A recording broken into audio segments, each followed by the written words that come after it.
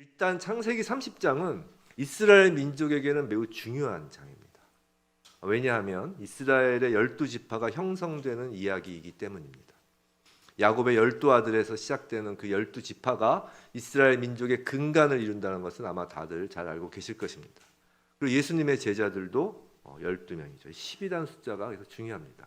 이 10이라는 숫자 한번 우리 성경에서 나온 숫자 몇 개를 보면 이 성경에서 3이라는 숫자는 성부, 성자, 성령 하나님을 상징하는 완전수입니다. 균형을 이루는 숫자죠. 삼각형의 균형. 그 4, 거기에 2를 더해서 4라는 숫자는 동서남북 온 세상을 상징하는 숫자입니다. 그래서 3 더하기 4, 7이라는 숫자가 또한 완전수로서 이제 성경에서 중요한 숫자 중 하나인데 예를 들어 하나님의 마지막 말씀, 마지막 계시인 요한계시록은 예수님께서 누구에게 쓰신 편지죠? 그리스도의 몸된 7 교회에게 보내는 편지입니다. 계시록을 아시는 분들은 아실 거예요. 7 교회에게 보내는 편지예요. 하늘과 땅을 이어주는 교회는 이 땅과 하늘을 이어주는 존재인데 하늘과 땅을 이어주는 땅 위에 세워진 그리스도의 몸된 모든 교회를 상징하는 7 교회입니다. 완전수이죠. 또 3 곱하기 4는 12입니다. 이 12 역시 완전수인데요. 이 중요한데 구약의 12지파, 예수님의 12제자, 24장로, 12 곱하기 12 곱하기 충만수 1000, 14만 4천. 이게 구원의 충만한 수죠. 그래서 뭐 숫자적으로 14만 4천이라는 게 아니라 이렇게 해서 하나님 백성 전체를 상징하는 숫자의 기본입니다. 12는. 좀 어려웠나요? 다시 말씀드리면 요한계시록에 14만 4천이 나와요. 이단들처럼 뭐 14만 4천 딱 그 정수다 그게 아니라 그거는 12 곱하기 12 곱하기 1000이에요. 구약의 12지파, 신약의 12제자 12 곱하기 그다음에 1000은 충만수거든요. 그래서 14만 4천이 되는 거예요. 이 땅에 하나님의 백성의 충만수가 채워졌을 때 이제 예수님이 오시는 거예요. 12는 그 근간이 되는 숫자죠. 자, 구약의 이스라엘은 앞으로 건설될 예수 그리스도가 왕이신 하나님 나라를 실제적으로 보여주는 시청각 자료와 같습니다. 구약의 이스라엘은 역사예요. 실제 있었던 일이에요. 실제 있었던 일로 앞으로 세워질 하나님 나라를 이렇게 시청각 자료처럼 이렇게 보여주는 것이죠. 우린 이것을 예표라고 부릅니다. 예표.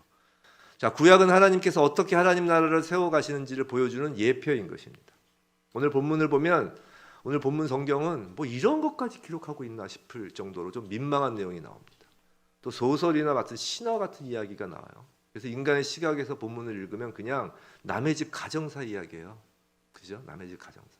또 이제 좀 말도 안 되는 뭐 얼룩말, 얼룩염소가 생산되는 어떤 전설 같은 이야기일 뿐입니다. 인간의 시각으로 보면. 근데 하나님의 시선 안에서 본문을 바라보면 하나님의 목적, 성경 전체 주제인 하나님 나라, 킹덤 오브 헤븐, 하나님 나라를 발견할 수 있는 것입니다. 부디 오늘 말씀 가운데 임하시는 이 성령의 인도하심에 따라 우리 모두의 삶에 하나님의 목적, 하나님 나라가 이루어지길 주님의 이름으로 축원합니다. 자, 지난 시간에 우린 야곱이 외삼촌 라반에게 속아서 자신이 진짜 사랑했던 라헬이 아니라 레아, 그 언니 레아를 아내로 맞이하는 장면을 보았어요. 레아는 비록 야곱의 사랑을 받지 못하였지만 하나님의 은혜로 먼저 아들 넷을 낳았죠. 그게 저번 시간까지 본 내용입니다. 30장은 그 다음 이야기예요. 먼저 1절 보겠습니다. 1절 제가 한번 읽을게요. 라헬이 자기가 야곱에게서 아들을 낳지 못함을 보고 그의 언니를 시기하여 야곱에게 이르되 내게 자신을 낳게 하라. 그렇지 아니하면 내가 죽겠노라. 라헬이 대단한 성격을 소유자죠. 보면 뭐 옛날에 사라도 애를 낳지 못했고 리브가도 애를 낳지 못했는데 이게 그 가운데 내려오는 거예요. 근데 사라도 막 죽겠다 그런 적은 없어요. 리브가도 그렇죠. 마찬가지로 기다렸죠. 하나님께 바라며. 근데 라헬은 죽겠다 그러는 거예요. 근데 여기서 특별히 그의 언니를 시기하여라고 합니다. 시기란 단어가 눈에 띄는 거예요. 이것이 인간의 모습입니다.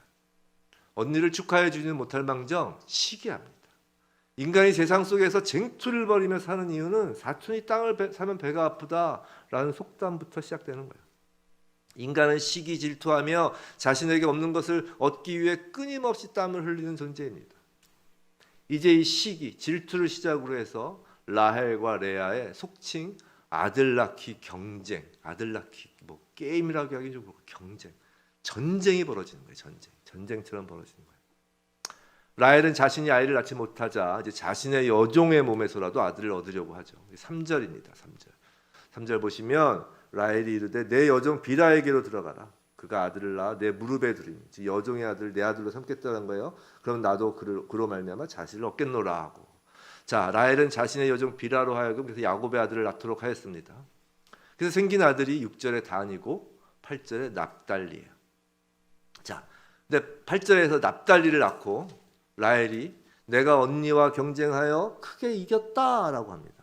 그리고 납달리라는 이름의 뜻이 곧 경쟁함이에요. 우리 풋노트를 보시면 경쟁함이라고 되어 있잖아요.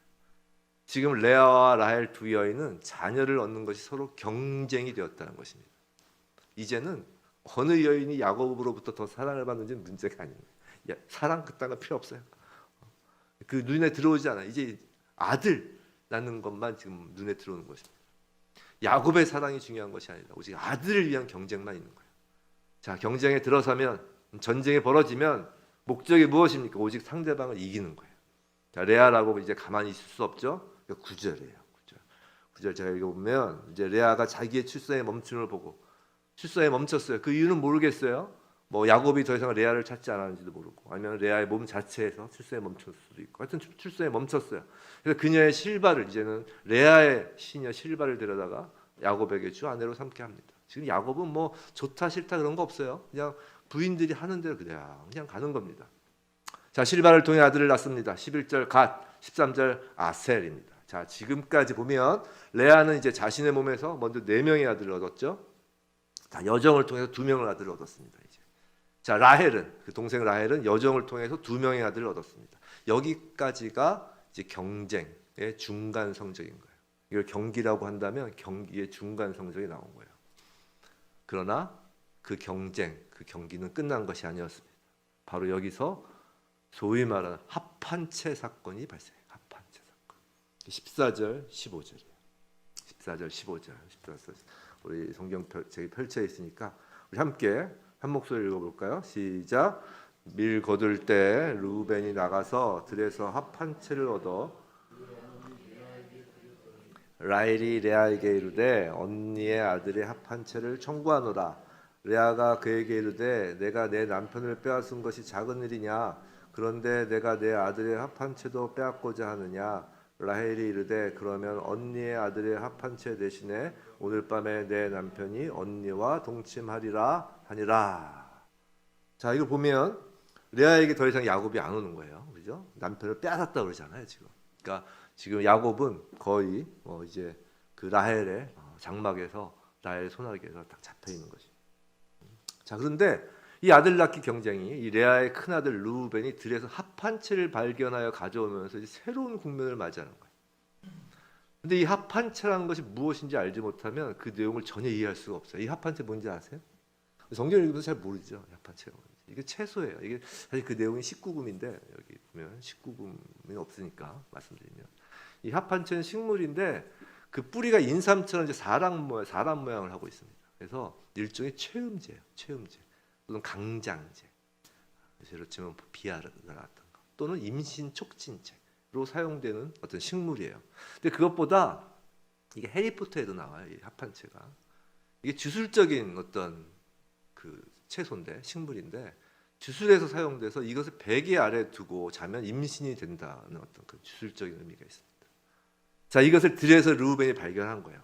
그래서 이제 더 이상 아이를 가지지 못하고 있던 자신의 어머니 레아에게 가져다 준 것입니다. 이걸 라헬이 안 거예요. 본 거예요. 라헬은 아직 자신의 몸에서 아이를 출산하지 못했어요. 이 합한채가 갖고 싶은 거죠. 이 합한채가 있으면 뭐 주술적이든 아니면 약재든 자기가 아들을 낳을 수 있을 것 같은 거예요. 그래서 언니에게 달라고 합니다. 지금 치열한 아들 낳기 전쟁 중인데 당연히 레아는 거절하죠. 그러자 라헬은 너무 갖고 싶은 나머지 합한채를 주면 야곱이 레아와 오늘 밤 동침하게 해주겠다고 하는 것입니다. 지금 두 자매는 야곱을 두고 일종의 거래를 하는 거예요. 야곱의 지금 처지예요. 거래되는 거예요. 사랑은 이미 관심 받기라고 했죠. 지금 경쟁에 눈이 멀어서 수치심도 없고 남편을 두고 이제 거래를 하는 두 여인의 모습입니다. 약한 인간 본성의 모습이 아닐 수 없죠. 그러나 생명의 주권자는 하나님이십니다. 태의 문을 여는 주체는 합한채가 아닌 거예요. 오히려 합한채를 라헬에게 준 레아가 또 아들을 낳습니다. 야곱이 한번 장막에 있었는데 그냥 아들을 낳는 거예요. 레아는 그냥 자, 17절에서 레아는 자신의 5번째 아들을 이제 낳는데 17절을 보시면 하나님이 레아의 소원을 들어주시고라고 해서 그 주어가 하나님인 거예요. 17절 보시면 주어가 하나님이죠. 또 그 후에 딸인 그리고 나서 레아에게서 이제 5째 이삭을 낳죠. 이제 6째 스불론 낳죠. 그죠? 여섯 아들을 주셔요. 연유 여섯 아들을 주시고 그리고 그 후엔 딸인 디나까지 주세요. 합한 채가 아닙니다. 하나님이 주신 거예요. 그 합한 채를 가져가는 라헬은 어떠했을까요? 합한 채 덕분에 아이를 가질까요? 아니에요. 22절 한번 보세요. 22절 보면 하나님이 라헬을 생각하신지라 하나님의 그의 소원을 들으시고라고 해요. 라헬이 드디어 그 아들 요셉을 얻는데 그것은 합한 채 때문이 아니라 하나님이 생각하시고 하나님이 들으셔서 즉 하나님이 태문을 열어주신 것입니다. 한번 생각해 보세요. 두 여인이 서로 아들을 낳겠다고 합한 채 하나를 가지고 다투고 남편을 두고 거래하는 이 볼성사나운 모습입니다. 인간이 아무리 잘난 척 해봐야 그 정도 수준의 존재라는 거예요. 하나님의 상상할 수도 없는 크신 사랑과 섭리에 비교해 보면 인간은 그저 미미한 존재라는 것입니다. 그런데 그런 인간을 하나님이 사랑하시는 거예요. 그런 인간을 하나님이 퇴문을 열어주시는 거예요. 그런 인간을 하나님의 나라의 백성으로 삼으십니다. 그런 사람을 하나님의 자녀라고 하시는 거예요. 성도 여러분, 하나님이 여러분을 사랑하십니다. 얼마나 사랑하시는지 하나님의 아들까지 십자가에 내어놓으신 겁니다. 너무 사랑하셔서 여러분을 하나님이 계시는 그 영원한 나라에서 영원히 함께 살자고 하시네요. 여러분 중에 하나님이 자신을 왜 사랑하시는지 아는 사람 있나요? 한번 있으면 손 한번 들어보세요. 저도 모르겠어. 저 같은 사람 왜 사랑하는지 이해가 안 돼요. 얼마나 사랑하시는지 또 아시는 분 계시나요? 우리가 아무리 구원받은 백성이라고 하여도 여전히 하나님의 그 크고 놀라우신 사랑을 알 수 없어요. 그 하나님의 사랑의 크기를 알 수 없는 것입니다. 나중에 예수께서 재림하셔서 새하늘과 새 땅에 들어가야 겨우 알게 될 것입니다.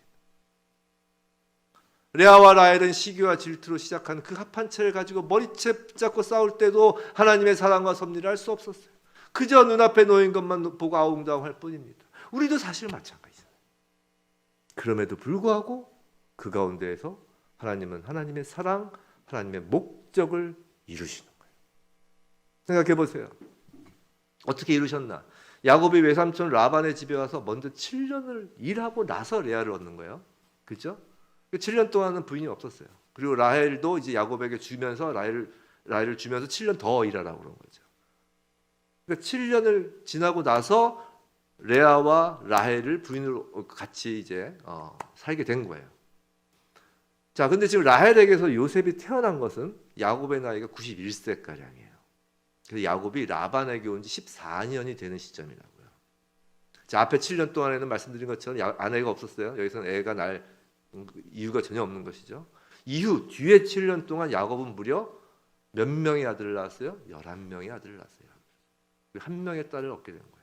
참고로 막내 이제 12지파의 마지막이 되는 막내 베냐민은 지금이 아니라 이제 가나안으로 돌아가는 길에 라헬이 출산한 아들입니다. 길에서 나타가 라헬은 죽죠. 길에서 죽어요. 베냐민 나타가. 여하튼 지금 7년 동안 뒤에 7년 동안 아들 11명, 딸 1명 이렇게 12명의 자녀를 야곱은 얻은 거예요. 대충 잡아 1년마다 2명의 자녀를 얻은 거예요. 놀랍죠? 아내는 여종들까지 포함하면 4명이 된 거예요. 야곱은 16명이라는 대가족을 이루게 된 것입니다. 길어 보였지만 야곱의 세월이 길어 보였지만 그 사이에 16명의 대가족을 이루고 긴 기간이 아니었던 거예요. 1년에 2명씩 자녀를 얻었다니까요. 비록 레아와 라헬의 그 치졸한 투기심으로 인해 야곱이 대가족을 얻게 되는 결과가 나타났다 할지라도 하나님께서는 하나님 나라 백성의 그 이스라엘 민족의 그 초석을 당신의 시간표에 따라 차근차근 이루어 가신 거라고요. 그들은 하나님의 목적은 모르고 아들 경쟁을 하고 있었지만 그 가운데 하나님은 하나님의 목적을 이루어 가고 계신 거예요. 하나님께서는 이삭이 야곱에게 생육하고 번성하여 여러 민족을 이루라고 한 축복을 기억하신 것이고 하나님께서는 베델에서 야곱이 돌베개를 삼아 누워있을 때 내 자손이 땅의 티끌같이 되어서 동서남북에 퍼져나가며 땅의 모든 족속이 너와 내 자손으로 말미암아 복을 얻으리라 라고 약속하신 그 언약을 기억하시고 성취해 나가고 계신 거라고요. 레아와 라헬의 입장에서는 그저 자신의 삶을 최선을 다해 열심히 산 것입니다. 당시 문화 배경을 생각해 보면 아들을 낳는 것이 가장 중요한 일이었어요. 레아와 라헬은 그들이 잘못한 게 아니에요. 어찌 보면 열심히 산 거예요. 우리로 치면 자신의 생업에 집중하여 최선을 다하고 경쟁에서 이기기 위해 합한채를 가지고 아웅다웅하듯이 열심히 산 것입니다. 소위 생업에 충실한 거예요. 내가 잘 살고 내가 높은 지위와 권력을 얻고 남한테 무시당하지 않으려고 경쟁에서 이겨가며 열심히 사는 것입니다. 그런데 그런 인간의 생존을 위한 삶 가운데서도 하나님은 하나님의 목적을 향해 뚜벅뚜벅 걸어가신다는 것이에요. 하나님의 목적, 곧 하나님 나라를 위해서 말입니다. 그런데 라헬과 레아와는 달리 그 하나님의 목적, 하나님의 방향과 같은 목적, 같은 방향을 가지고 있는 사람이 있었다라는 거예요. 라헬과 레아는 모르고 있었지만 같은 목적과 같은 방향을 가지고 있던 사람이 있었다는 거예요. 그게 바로 야곱이라는 거예요. 오늘 본문에서 우리가 오해하지 말아야 될 것은 야곱을 비난하기 위한 본문이 아니에요. 야곱은 그 목적 방향을 잃지 않고 있었어요. 물론 야곱이 단기간에 많은 자녀를 생산하여야 한다는 목적으로 여러 아내를 얻은 것은 결코 아니에요. 야곱도 역시 묵묵히 자신의 일을 할 뿐이었어요. 야곱은 역사 속에서 일하시는 하나님을 바라보며 묵묵히 자신의 그 존재 의미를 따라 살아가는 일에 최선을 다한 것입니다. 무슨 말이냐면 야곱의 존재 의미는 언약 백성이라는 것이에요. 야곱이 양을 치고 자녀를 낳고 하였지만 야곱의 마음속에서는 자신의 이 최선이 언젠간 가나안 땅으로 돌아갈 그 일의 여정임을 알고 있었던 것이에요. 야곱의 마음속엔 하나님의 언약이 늘 담겨 있었다는 것이에요. 야곱은 아내들 사이에서 일어나는 그 질투, 투기심에 관심을 갖지 않았어요. 그냥 하라는 대로 하잖아요. 그것을 분쟁을 해결하려고 힘을 낭비하지도 않습니다. 묵묵히 자신의 일을 수행합니다. 똑같이 양치고 가정을 이루지만 야곱은 그 일이 단순히 먹고 사는 경쟁에서 이겨야 하는 생업이 아닌 거예요. 야곱의 본업은 하나님의 목적인 가나안 땅, 하나님 나라의 영토로 돌아가는 것이었기 때문이에요. 본문 25절, 26절 오늘 봉독한 말씀이죠. 여기에 야곱의 그 마음이 그려집니다. 제가 다시 한번 읽을게요. 라헬이 요셉을 낳았을 때 야곱이 라반에게 이르되 나를 보내어 내 고향의 땅으로 나의 땅으로 가게 하시되. 25절만 읽을게요. 자, 야곱은 라반에게 내 고향 나의 땅으로 가겠다고 합니다. 그런데 여기서 뭐라고 시작해요? 라헬이 요셉을 낳았을 때라고 합니다. 이 때가 중요해요. 자, 야곱이 라반에게 약속한 그 7년 더하기 7년, 즉 14년을 다 채우고 요셉이 태어난 그때가 된 것은 우연이 아니라는 거예요. 그리스도인에게는 우연일은 없습니다. 여기에는 정확한 하나님의 섭리가 있는 거예요. 자, 요셉이 태어난 후에 바로 그때 야곱이 라반에게 떠나게 해달라고 청한 데는 다 그럴 만한 이유가 있는 거예요. 당시 사회에서는 아이를 낳지 못한 여자는 이제 쉽게 버림을 당하거나 그 아내의 신분을 강등당할 수 있는 그 불안한 지위에 있었던 거예요. 예전에 그 아브라함의 부인인 사라가 아이를 낳지 못했을 때 그 하갈 여종을 아브라함에게 드리죠. 그래서 아들을 얻죠, 그 하갈이. 그러자 그 아들을 얻은 사라의 여종 하갈이 그 정실 부인인 사라를 막 무시하잖아요. 그 무시한 이유가 그런 당시 사회적 배경이 있었기 때문에 그런 겁니다. 하여튼 아이를 낳지 못한 라헬의 입장에서는 지금 불안한 지위에 있는 거예요. 그런 상황에서는 보통 그녀에 대한 최종적 보호자는 소위 말해서 처갓집인 거예요. 라반의 가정이 그녀의 라헬의 최종적 보호처가 되는 거예요. 자, 라헬의 몸에서 자녀를 얻기 전에 라반을 떠나는 것은 라헬로서는 보호처를 빼앗기는 위험한 일인 것입니다. 즉 요셉이 태어나기 전에 만약에 야곱이 떠나자고 하면 라헬은 안 갈 수도 있는 거예요. 근데 요셉이 태어남으로 그런 문제들이 다 사라진 것입니다. 그래서 요셉이 태어나자마자 그리고 약속한 7년, 14년 전체가 지났기에 야곱은 라반에게 고향으로 가게 해달라고 요청하는 것입니다. 놀랍지 않습니까? 하나님 나라를 위하여 하나님께서 정하신 때가 있고요. 하나님은 그 스케줄에 따라 착착 일을 진행시키는 것입니다. 그런데 사실 아직 야곱이 가나안 고향으로 돌아갈 때가 되진 않았어요. 야곱은 전체 20년을 머물러요. 라반의 집에서. 아직 6년이 남았잖아요. 때가 아닌 거예요. 자, 야곱은 어서 빨리 고향으로 돌아가고 싶어서 요청하였지만 사실 돌아갈 준비가 전혀 되어 있지 않은 거예요. 자, 7년, 14년을 무보수로 지금껏 야곱은 일했습니다. 라반에게 올 때 야곱 혼자 왔으니까 뚫레 그냥 뭐 개나리 보찜 하나 지고 와도 사실 별 문제 없었죠. 근데 이제는 4명의 아내와 12명의 자녀, 그 16명 대가족을 데리고 이제 자신이 왔던 그 먼 길을 다시 되돌아가야 돼요. 빈손으로 갔다가는 길에서 모두 굶어 죽기 십상입니다. 성도 여러분, 하나님 나라 일을 하는 것은 결코 무대뽀가 아니에요. 준비가 필요한 거예요. 무대뽀가 아니에요. 인간 정신 승리가 아닙니다. 정신 승리. 준비가 필요하죠. 하나님이 그걸 준비시키는 겁니다. 또 나중에 보면 아시겠지만 이제 형 에서를 만나잖아요. 에서한테 이렇게 에서의 마음을 돌이키게 할 그 선물들도 줘야 되잖아요. 그 야곱에게는 그 자기의 땅 하나님 나라로 들어가기 위해서는 재물이 필요했던 거예요. 하나님 나라 일을 하는 데 있어서는 사실 준비가 필요한 것입니다. 그냥 하나님 나라 일을 하는 게 아니에요. 자, 야곱이 떠나려는 준비 과정도 인간들이 하는 그걸 보면 라헬과 레아의 다툼처럼 참으로 치졸하기 짝이 없어요. 특히 라반이 그렇죠. 27절, 28절 보세요. 27절, 28절 라반이 이제 야곱이 떠나겠다는 얘기를 들으니까 야곱을 놓치기 아쉬웠던 거예요. 그래서 야곱을 살살 달래죠. 내가 복 주신 걸 내가 알았다. 하나님께서 너를 복 주신 걸. 내가 나를 사랑스럽게 그대 있어라. 내가 너 덕에 이렇게 된 거다. 인정해 주는 것 같이 해요. 그리고 이제 품삯을 정하라. 내가 그것을 주리라라고 하죠. 품삯을 줄 테니 떠나지 말고 머무르라라고 회유하는 것입니다. 이에 대한 야곱의 대답. 29절 30절. 29절 30절 보세요. 자, 외삼촌이 라반도 야곱 자신의 공을 알지 않느냐라고 지금 다 이제 큰 소리 치는 거죠. 야곱이 온 이후로 라반의 소유가 번성해진 사실 알지 않느냐? 야곱을 통해 나를 통해 하나님이 라반에게 복을 주지 아니하셨느냐? 그러면서 계속해서 말합니다. 근데 내 집, 즉 야곱의 집은 그럼 언제 세우겠느냐라는 거예요. 야곱은 부인이 넷이고 자녀가 12명이었지만 여전히 그 집안의 대장은 라반인 거예요. 그래서 그런 얘기 하잖아요. 26절 보면 내가 외삼촌에게서 일하고 얻은 처자를 내게 주소서. 아직 라반의 허락을 받아야 처자를 내게 주소서라는 거예요. 대장이 라반인 거예요.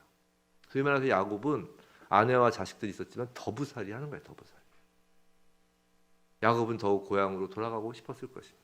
성도 여러분, 라반의 집에서 야곱은 그저 더부살이 나그네의 부가예요. 왜냐하면 그의 고향은 가나안이기 때문이죠. 마찬가지입니다. 우리가 이 땅에서 살아가는 일들은 다 더부살이입니다. 우리의 고향 본향은 여기가 아니기 때문이에요. 하나님 나라가 우리의 고향이기에 여기서 아무리 많은 자녀, 아무리 많은 재물 성공을 하고 인정을 받아도 우린 여기서 더부살이 하는 거예요. 그래서 머물러 살 수 없는 존재인 것입니다. 하나님 나라가 우리의 소망입니다. 이 땅에는 우리 집이란 것이 없는 거예요. 내 집이 어디 있느냐? 여기는 없다라는 거예요. 그저 잠시 머물다가는 장막만 있을 뿐이에요. 근데 야곱의 제안은 이후 하는 야곱의 제안은 상식적으로 매우 이해가 안 되는 매우 어리석은 제안 같습니다. 야곱이 한 제안은 이런 거예요. 그 이후 쭉 보시면 이런 거예요. 제가 요약해 드리죠. 양은 원래 흰색이에요. 그리고 그 지방의 염소는 검은색이에요. 양과 염소 중에 얼룩달럭, 즉 흰색이 검은색이 들어가거나 검은색이 흰색이 들어 이런 얼룩달럭한 건 소위 말해서 변종이에요. 그래서 극소수인 거죠. 그것을 자기 몫으로 그 변종을 얼룩덜룩한 것을 자기 몫으로 해주는 것을 조건으로 그걸 지금 달라는 게 아니라 이거 좀 오해하는데 그게 아니라 지금 달라는 게 아니라 그걸 자기 몫으로 해주는 것을 조건으로 야곱이 일정 기간 일을 하겠다는 거예요. 그래서 그 이후 일정 기간이 지나서 양과 염소 중에 그런 변종이 아닌 것을 야곱이 갖고 있으면 자기 소유를 하고 있으면 야곱을 도둑 취급해서 다 뺏어도 괜찮다. 지금 무슨 말이냐면 일정 기간 자신이 양을 쳐서 얼룩달룩한 것은 자기가 갖고 희고 검은 것은 이제 그 라반이 가지라는 것입니다. 근데 변종이기 때문에 그런 양과 염소가 나올 확률이 좀 적죠. 자, 이 말을 들은 라반입니다. 라반은 야곱이 고향으로 가는 것을 어떻게든지 막으려고 하는 사람이죠. 하나님 나라가 이루어지는 것을 막으려는 사람입니다. 마치 이스라엘 백성이 이집트에서 나와 가나안 땅으로 가려는 것을 막아선 이집트의 바로 왕과 똑같은 거예요. 우리가 이 땅에서 하나님의 목적에 참여하여 하나님 나라에 들어가려고 하면 내 삶에 하나님 나라가 임하게 하려고 하면 그것을 막으려는 사람은 늘 있어요. 우리가 교회에 출석하려고 하면, 교회에 나오려고 하면 그 막으려는 세력이 늘 있습니다. 우리 곁에 늘 있어요. 하나님 나라 성취를 가로막는 것이 바로 사탄의 목적이기 때문에 사탄이 하는 일이 그거예요. 자, 라반은 정말 치사한 방법을 쓰죠. 기존의 양과 염소 중에 그 아롱진 것, 점 있는 것을 다 가려가지고 자기 아들들에게 줍니다. 그 야곱에게는 남은 정상적인 양과 염소만을 주어서 그 둘 사이를 사흘길이 떨어지게 하는 거예요. 떨어져서 살게 하는 거예요.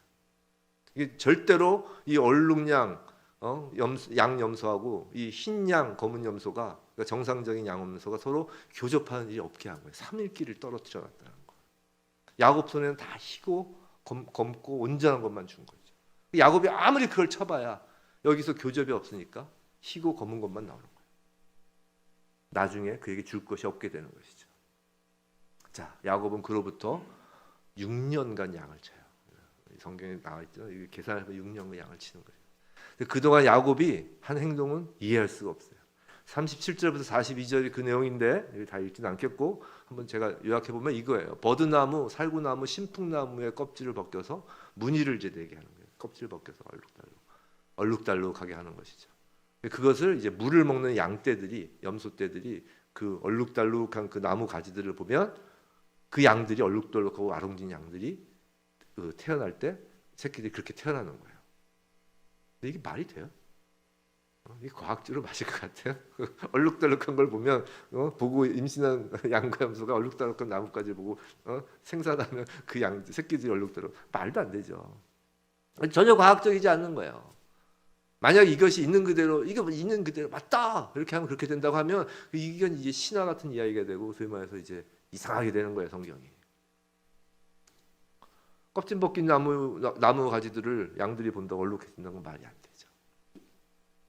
근데 사실 지금 야곱이 하는 행동이 뭐냐면, 지금 야곱이 있는 지역이 어디예요? 옛날 아브라함이 떠나온 우상과 점술로 가득 찬 곳이에요. 그렇죠? 그 갈대아우르 또 하란, 거기는 우상과 점술이 가득 찬 곳이에요. 거기서 아브라함이 나와서 가나안으로 간 거잖아요. 지금 야곱이 취한 행동은 당시 그 지역의 주술과 같은 방법인 거예요. 주술 방법이에요. 주술 방법. 마치 라헬과 레아가 서로 가지려고 다투었던 그 합판체와 같은 거라는 거예요. 앞에 합판체하고 지금 야곱이 하고 있는 그 행동은 별 다를 게 없는 거예요. 주술적인 거예요. 합판체로 아이가 생긴 것이 아닌 것처럼 야곱의 주술적 행동 때문에 얼룩무늬의 양이 태어난 것이 아니라는 것입니다. 그 일은 전적으로 하나님이 하신 거예요. 그것을 알려주는 게 다음 장에 나와요. 성경 말씀에 나와요. 성경 한 장만 넘겨보시면 31장인데 한 장만 넘겨보시면 돼요. 31장 7절로부터 12절까지예요. 이거는 이제 야곱이 라반으로부터 급히 도망치려고 하면서 라헬과 레아를 앉혀놓고 하는 말이에요. 제가 읽어드릴게요. 7절 31장 7절 그대들, 그 두 여인의 아버지가 나를 속여 품삯을 10번이나 변경하였는지, 성경에 안 나왔지만 10번이나 품삯 갖고 장난친 거예요. 라반이. 자, 그러나 하나님이 그를 마구사 나를 해치지 못하게 하셨다는 겁니다. 성도 여러분, 성도를 해치려는 자가 있습니다. 반드시 있어요. 특히 하나님 나라를 목적으로 할 때는 반드시 공격하는 자들이 있습니다. 그걸 누가 막아주신다고요? 바로 우리 하나님이신 걸 믿으시기 바랍니다. 바로 우리 아버지 하나님이세요. 8절 그가 이르기를, 즉 하나님께서 이르시기를 점이 있는 것이 내 삭시 되리라 하면 온 양떼가 나온 것이 점이 있는 것이요, 또 얼룩무늬 있는 것이 내 삭시 되리라 하면 온 양떼가 나온 것이 얼룩무늬 있는 것이. 사실 야곱이 라반에게 얼룩무늬 있는 것을 자기 몫으로 하겠다고 말한 건 하나님께서 미리 이걸 알려주셨기 때문이에요. 9절 하나님이 이같이 그대들의 아버지의 가축을 빼앗아 내가 주셨다는 거예요. 10절 그 양떼가 새끼 뵐 때 내가 꿈에 눈을 들어보니 양떼를 탄 순양은 다 얼룩무늬 있는 것과 점 있는 것과 아롱진 것이었더라. 11절 꿈에 하나님의 사자가 내게 말씀하시기를 야곱아 하기로 내가 대답하기를 여기 있나이다 하매, 12절 이르시되 내 눈을 들어 양떼를 탄 순양은 다 얼룩무늬 있는 것, 점 있는 것과 아롱진 것이니라. 라반이 내게 향한 모든 것을 내가 보았노라. 걱정하지 마십시오. 여러분을 방해하고 공격하는 세력이 아무리 있어도 하나님이 지키실 뿐만 아니라 하나님이 그 모든 것을 보고 계신 거예요. 그리고 이미 꿈에서 하나님께서 그 결과를 알려주신 겁니다. 다만 야곱이 주술적인 방법을 사용한 것은 여전히 믿음이 부족하기 때문이에요. 그게 우리 모습이에요. 하나님께서 다 책임져 주시겠다고, 이 성경 66권을 보면 다 이것이 너희들 것이다 라고 해도 우리가 야곱 같은 헛짓을 하는 거예요. 하지만 야곱의 그 행동에도 불구하고 신실하신 하나님은 하나님의 일을 하신다는 거예요. 왜요? 왜 하나님이 그 일을 하시나요? 13절에 나와요. 나는 베델의 하나님이라. 내가 거기서 기둥에 기름을 붓고 거기서 내게 서원하였으니 지금 일어나 이곳을 떠나서 내 출생지로 돌아가라 하셨느니라. 바로 베델에서 야곱에게 하신 하나님의 언약 때문인 거예요. 하나님은 하나님의 언약을 바라보시며 신실하신 분입니다. 창세기 28장 15절 그 베델에서 하신 말씀이 그거예요. 내가 너와 함께 있어 내가 어디로 가든지 너를 지키며 너를 이끌어 이 땅으로 돌아오게 할지라 라는 언약을 하나님은 신실하게 이루시는 것입니다. 성도 여러분, 하나님은 언약을 이루시는 분이에요. 인간에게 신실하신 분이 아니라 하나님의 언약에 신실하신 분이에요. 이게 무슨 의미인지 아세요? 하나님의 언약이 누구십니까? 예수 그리스도세요. 예수 그리스도 안에 우리가 있기 때문에 그 예수 그리스도의 언약 때문에 우리를 하나님의 자녀로 삼으시는 거예요. 우리가 잘나서 우리를 하나님의 자녀로 삼으시는 게 아니고 우리가 잘나서 지켜주시는 것이 아니라 예수 그리스도 안에 있기 때문에 그 언약의 성취인 예수 그리스도 안에 있기 때문에 그 언약을 성취하시기 위해 우리를 지키시는 겁니다. 우리는 합한체를 가지고 이 땅에서 다투는 존재예요. 우리는 다급하게 발버둥치면서 나뭇가지 껍질을 벗긴 어리석은 행동을 하며 위기를 넘기려는 존재라는 것입니다. 그러나 그럼에도 불구하고 하나님은 하나님의 나라를 이어가신다. 성도 여러분, 그 가운데 우리는 무엇을 하나요? 하나님 나라를 잊지 말아야 하는 것입니다. 언제나 야곱은 가나안에 돌아가 하나님 나라의 백성으로 살아가는 것에 목적을 두고 있었어요. 합한채를 두고 싸우는 아내와 나뭇가지의 주술에 의지하는 야곱의 부족함이 있었음에도 야곱의 목적은 하나님의 나라였습니다. 여러분의 목적은 무엇인가요? 하나님의 목적과 야곱의 목적이 그렇게 일치할 때 하나님은 야곱을 통하여 이스라엘이라는 하나님 나라를 세워가십니다. 그 모든 준비를 하나님이 해주신 거예요. 성도 여러분, 그럼 지금 우리에게 하나님 나라는 구체적으로 무엇일까요? 어디일까요? 단지 죽어서 가는 내세로서의 하나님 나라일 뿐일까요? 그렇지 않다는 거예요. 예수님이 말씀하셨어요. 누가복음 17장 21절 제가 읽어드릴게요. 또 여기 있다 저기 있다고도 못하리니 하나님의 나라는 너희 안에 있느니라. 하나님 나라는 여기저기 있는 것이 아니라 너희 안에 있다고 하셨습니다. 당시 예수님은 군중들 가운데 서 계시며 말씀하셨는데 너희 안이라는 말은 군중 가운데 서 계신 예수 그리스도 자신을 지칭하신 것이에요. Among you, 너희 안에 예수 그리스도 자신이 하나님 나라라는 것입니다. 또 너희와 함께 있는 나, 즉 예수 그리스도가 하나님 나라인 것입니다. 교회 안에 그리고 내 안에 성령님으로 내주하심으로 계신 예수 그리스도 그분 자체가 바로 하나님 나라인 것이에요. 우리가 하나님 나라에 거한다는 것은 예수 안에 있다는 것이에요. 예수는 만물의 충만함을 채우시는 분이에요. 요새 새벽 예배 때 말씀드렸죠. 골로새서에서 하나님께서 어디 계시다고요? 예수 안에 계신다고 그랬어요. 하나님 성부 하나님도 예수 안에서 우리와 화목하신다고 그랬어요. 이 예수 자체가 하나님 나라인 것입니다. 우리가 이 땅에서 합한채를 가지고 싸우는 인생을 살던, 나뭇가지를 들이미는 거리새건 인생을 살던 우리의 목적, 우리의 방향은 언제나 예수 그리스도 하나님 나라에 놓여 있어야 하는 것이에요. 하나님의 목적이 예수 그리스도이시기 때문입니다. 성경 66권의 주제는 하나님 나라에 관한 것이에요. 성경 66권은 바로 하나님 나라의 왕이신 예수 그리스도에 관한 것이에요. 예수님은 우리 안에 계신 우리의 왕이십니다. 우리가 이 땅에서 어떤 모습으로 살아가든 우리를 당신의 나라로 끌고 가시는 우리의 주인이시고 하나님이신 분이 바로 예수 그리스도이세요. 성도 여러분, 합한채를 들고 있는 나 자신을 보시고 실망되시나요? 나뭇가지를 들고 있던 그 날들을 보며 낙심이 되시나요? 하지만 하나님은 그런 우리 안에 들어오셔서 그런 우리를 하나님 나라로 이끄십니다. 그것이 은혜예요. 우린 그저 은혜를 받은 자들입니다. 성도 여러분, 이제 나를 바라보는 일을 멈추시기 바랍니다. 이제 주님을 바라보시기 바랍니다. 회개란 나를 바라보던 그 시선, 고개 숙인 시선을 돌려 예수 그리스도를 바라보는 곳에서 시작되는 거예요. 회개란 절망인 나로부터 희망 되신 예수 그리스도를 향하여 달려가는 거예요. 예수를 향해 달려가는 거예요. 그것이 하나님 나라를 향하여 달려가는 것입니다. 그것이 하나님께서 우리에게 갖고 계신 하나님의 목적입니다. 오직 예수예요. 하나님의 목적은 오직 예수십니다. 우리의 목적도 오직 예수입니다. 야곱은 하나님 나라의 예표인 가나안이 목적이었지만 우리는 하나님 나라의 실체이신 지금도 살아계신 예수 그리스도가 목적인 것이에요. 성도 여러분, 제가 물어볼게요. 답을 주세요. 가정의 목적이 무엇인가요? 예수 그리스도입니다. 직장의 목적이 무엇인가요? 예수 그리스도입니다.